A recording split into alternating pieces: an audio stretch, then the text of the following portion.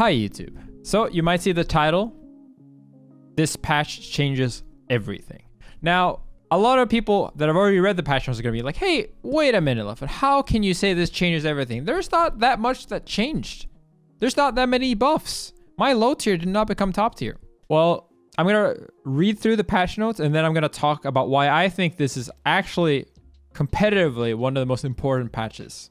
Obviously, no online changes. Ultimate's online is still bad, etc. So first off, you can notice that the patch notes are not very long. The big changes are really Fox forward air, made it easier to hit multiple times. Dash attack made it easier to hit, increased final attacks range for like, these are generally all multi-hit moves, becoming more consistent and becoming more practical to use in many scenarios. However, no big balance changes, not at all. No top tiers got nerfed. No low tiers got buffed. Why is this significant? Well, first off, something significant is the amount of people that watch my videos who aren't subscribed. We're trying to reach 200K before the end of the year. You have to. Okay, you don't have to.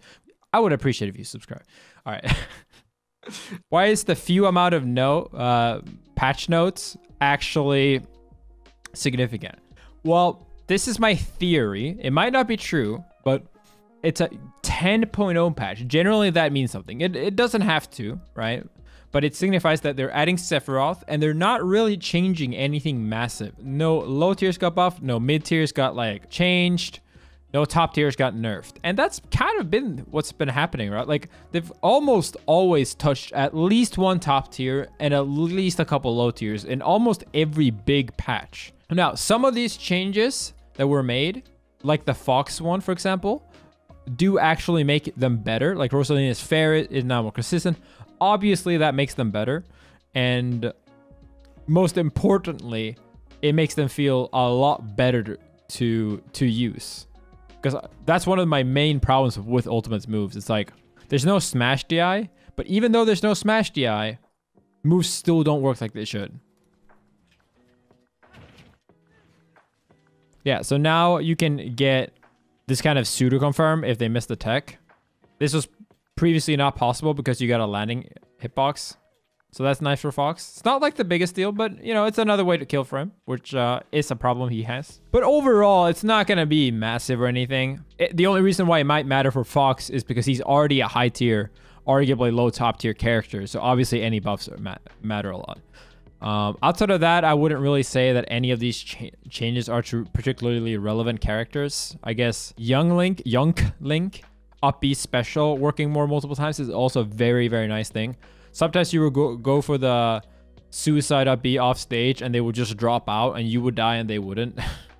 It was just terrible. Peach's F smash a bit more inconsistent. I mean, a bit more consistent, sorry. But like overall, it doesn't really matter. What does this mean? Well, it means that they're not going to change the meta much more anymore. Most likely, they are kind of done balancing the existing top tiers unless something drastic happens, in my opinion. Some people might disagree with this. Some people might think like, oh no, they're just waiting, whatever. They're just waiting for offline to get back. I don't know. In Japan, offline is already back and most people, you know, the pro players that are on the dev team. Yes, there are pro players that are on dev team.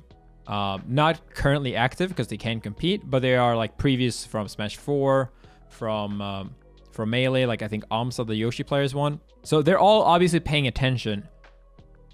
But offline is actually back in Japan, and yet they're not changing anything anyway, right? Now, it could be that they're just waiting, you know, maybe they'll patch, but I think that this is a sign of, at the very least, a big decline in patch notes and like balance changes. There's probably going to be move fixes from this point on because God knows there's a bunch of moves that don't work properly. But more than likely, I think that maybe we'll see a balance patch, you know, with the last DLC character. Or maybe like, you know, every 6 months or so. But definitely not like every 2-3 months like we've seen before. Before there were balance changes like twice in a month once. Wolf got nerfed twice in 1 month, which was kind of ridiculous. To me, it just speaks that they're kind of happy with how the balancing is, and the meta is not really changing that much, especially now due to online, that they don't really feel the need to nerf or buff anyone. And I honestly think that the balancing of Ultimate is literally like the thing it does the best. If anything, I think Ultimate has a lot of really awful characters to fight, right? Like characters you don't like fighting, like Lucario, like Rob, like Wario, like, you know, you can literally, everyone has their favorite. Luigi, Hero, like, you know, I can make a whole video about that. Hey, maybe if you like the video, I'll make a whole video about that.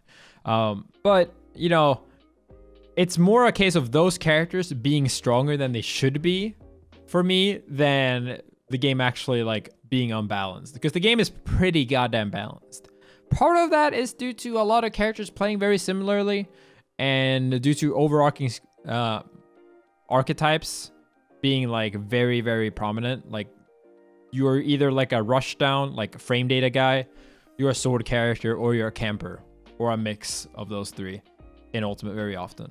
You can also be in heavy, in which case you're bad.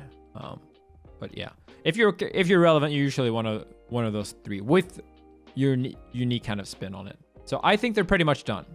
Now, why this matters so much is because Ultimate and the Ultimate community has always been super heavy into downplaying their mains, into whining. If you play a low tier, you sit and you whine relentlessly on Twitter about how this move is not good, how your dash animation is 5 frames slower than it should be, all that stuff. And yet you continue playing the character anyway, in hope that Nintendo will look at your personal Twitter and adjust it. Right? It doesn't really happen, but it has happened once or twice. And so people think that as long as they do it, you know, it's good. Similarly, people that use top tier characters downplay their characters every single day on Twitter. Peach sucks, CSS sucks, blah, blah, blah, blah, you know, all that stuff. It's honestly insufferable to me that everyone just sits and like tries to hide how good their character is. Because many of these people do legitimately not think that. Some people do it as a meme, but I really think that people are afraid to like actually say what they think about their main because they don't want it to get nerfed. No, that is not what I say about PT. I think PT is still like low top tier. I just think they're too hard to be tournament viable. And I think that's why you've seen many people drop them. Not like, okay, they're not too hard to be tournament viable, but like they're too hard to be the best choice to win tournaments, if that makes sense. So yeah, I mean, this might not matter too much. Maybe I'm wrong about this, but I'm going to call it that there's not going to be any massive balance changes for a long while. Speaking at least like 4, 5, 6 months. Probably not even with the next DLC character. Probably waiting for the one after that. Let me know what you guys think.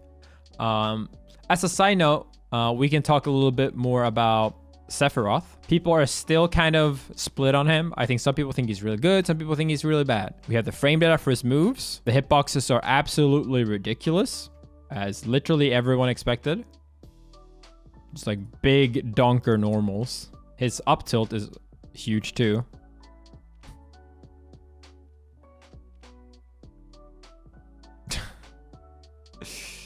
I mean, yeah. Big hitboxes. Look at this nair. That's a big hitbox. Fair. Back air. I still really believe in Sephiroth. However, I do think that he's really bad online, so I think a lot of people would not realize how good he is until they play him offline. Obviously, I don't think he's the best character in the game. Joker's still probably the best sword archetype.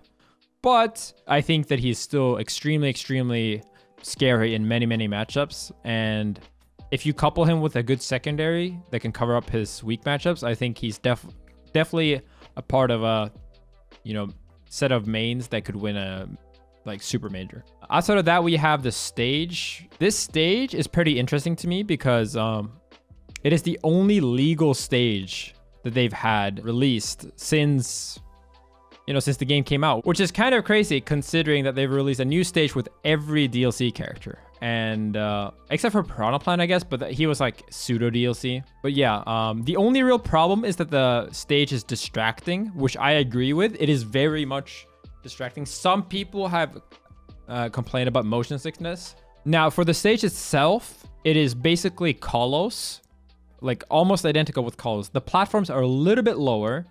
and the ceiling is significantly lower than Kalos.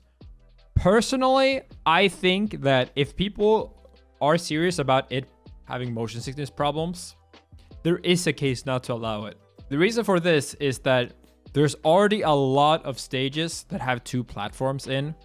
Pokemon Stadium, Town and City's first transformation, and obviously Kalos, which is almost identical. Personally, I never minded the motion sickness though, but I think we should aim to be as fair to every competitor as possible. And outside of that, it also poses a very interesting problem where, like, if we include it but keep Kalos, right, then the problem becomes now there's too many wide stages. Characters that use like side platforms outside of the stage would be too good. But if we remove Kalos and just keep this one because it has a lower ceiling, that is also kind of like, it's kind of hard to say because now you're intentionally kind of making a choice.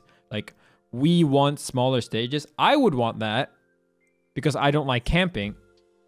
But I don't know if like it's easy for the TOs to really just, like, you know, take out a stage that was really good for characters that live long, and now put in a stage and replace it instead with a stage that's really good for characters that want to kill quickly and who might not live very long. So yeah, I don't think you can have them as the same ban. People did that before with Dreamland and Battlefield and Smash 4. Again, because of the ceiling differences, because of the platform heights, they are different enough. But yeah, I personally think that it will be very interesting to see. I wouldn't mind having this one and Kalos and just saying screw you to Lylat because Lylat is awful. But yeah, let me know what you guys think. I'm sure people will try this out. And I'll see you guys in the next video. And also subscribe. Almost forgot. Before you go, remember, FreeMelee, SaveSmash, Free Ultimate, FreeSplatoon, screw Nintendo. Try not to get demonetized, okay? You know what I mean. Bye.